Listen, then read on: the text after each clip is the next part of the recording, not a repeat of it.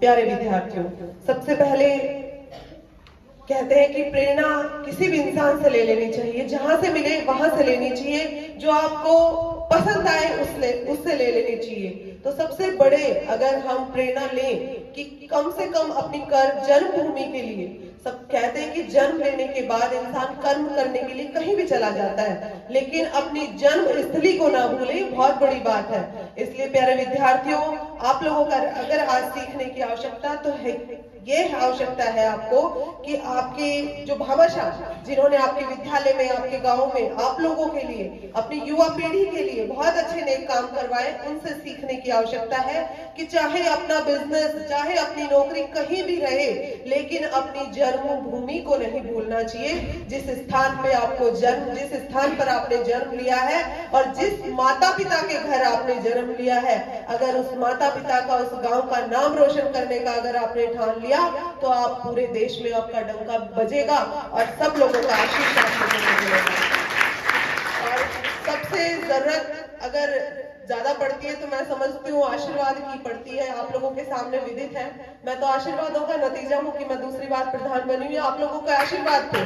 इसलिए मैं तो इन सब चीजों में बहुत बिलीव करती हूँ। इसलिए मेरी छोटी बहनें यहाँ उपस्थित है, भाई उपस्थित है, मैं आप लोगों से यही बात कहना चाहती हूँ कि आप शिक्षा की नगरी, आप बहुत सौभाग्यशाली हैं कि आप उस स्कूल में पढ़ते हैं, उस गांव में पढ़ते हैं जिसने पूरे राजस्थान में नहीं, पूरे भारत देश में अपना एक अलग स्थान बनाया हुआ है। गोरीर नाम से, अभी गुरुजी ने बताया था कि गोरीर के नाम से पूरे भारत देश में जान जाए कि गोरीर गांव कहाँ स्थित है, झुंझुनू जिले में है, राजस्थान में है, सब पहचानते हैं, क्योंकि यहाँ के वीर सपूतों ने अपनी एक अलग पहचान बनाई है। आप उस विद्यालय में पढ़ते हैं, इसलिए आपका तो डबल फर्ज बन गया। आपको पढ़ना है अपने क्षेत्र का नाम रोशन करने के लिए, लेकिन आपको इसलिए भी पढ़ना है क्योंकि यहाँ से महान विभूतियों ने अपना नाम रोशन किया है, इसलिए आपको डबल मेहनत करनी है। मेरी तो आशीर्वाद, मेरी दुआएं, मेरी बेस्ट विशेष आपके साथ है कि आप आगे बढ़ते रहिए। परीक्षा का टाइम चल रहा है, मैं तो यही चाहती हूँ कि आप शिक्षा के क्षेत्र में, चाहे बिजनेस के क्षेत्र में, आप उन पदों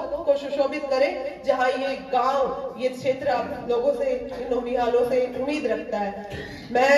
निवेदन करना चाहती हूँ, इस पूरे बड़े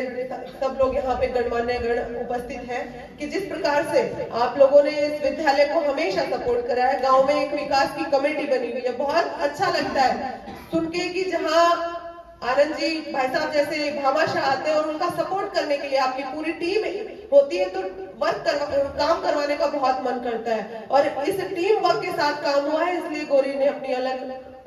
छाप छोड़ी है, अपना अलग स्थान बनाया है। यहाँ पे स्मार्ट क्लासरूम भाई आनंद जी ने बनाया, उसमें आपको पढ़ने का सौभाग्य मिलेगा। इतनी बेस्ट फैसिलिटीज है। अभी बात कर रहे थे आदरणीय गुरुजी बंसीधर जी, बहुत अच्छी बातें उन्होंने बताई कि आज अगर हम प्राइवेट सेक्टर में जाते हैं तो बहुत इतनी फीस होती है कि एक किसान परिवार का बच्चा उस स्कूल में नहीं पढ़ सकता, लेकिन आपके विद्यालय में वो सारी फैसिलिटीज है। आपका विद्यालय एंट्रेंस करते हुए ऐसे लगता है बड़े बड़े निगमों का, जैसे जयपुर, राजधानियों में ऐसे विद्यालय नहीं होते, सरकारी विद्यालय जिसमें इतनी समुचित व्यवस्थाएं हो, और आज आपकी इतनी अच्छी फैसिलिटी आपको यहाँ प्रोवाइड की है। मेरा तो यही निवेदन है कि जिस तरीके से आपने विद्यालय को साफ सुथरा अच्छा बनाए हुए, आप प्रत्येक बच्चा यहाँ ये ध्यान रखे कि मेरे विद्यालय में मेरे द्वारा कोई कचरा इधर उधर ना फेंका जाए, फिर विद्यालय अपने आप साफ सुथरा रहेगा। पूरे मैं स्टाफ को बहुत धन्यवाद देती हूँ, आदरणीय प्रिंसिपल साहब के साथ, कि जिस तरीके से आप लोगों ने मैनेजमेंट किया हुआ है और हमारे बच्चों को एक्स्ट्रा क्लासेस आप दे रहे हैं, आप धन्यवाद के पात्र हैं। मैं तहे दिल से आपका शुक्रिया अदा करती हूँ और यही विश्वास दिलाती हूँ कि मेरे लायक आप लोगों को जो भी सुविधाएं मैं प्रोवाइड करवा सकती हूँ, जो मैं सहयोग आप लोगों का कर सकती हूँ, जो समर्थन आप लोगों का कर सकती हूँ, ये बेटी आपके प्रधान हमेशा तैयार है इस चीज के लिए। आप लोगों ने